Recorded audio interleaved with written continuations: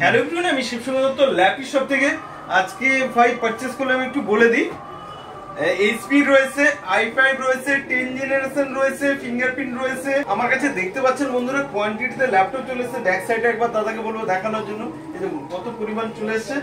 আর ভাইয়ের জন্য থাকলো একটা ব্যাগ, থাকলো রাখতে পারো তুমি, আর একটা ক্লিনার, টেবিল আর চার্জার দিতে হবে। ওকে, চার্জার থাকলো আর এক্সেসরিজ গুলো আমি আর বাকিটা দিচ্ছি।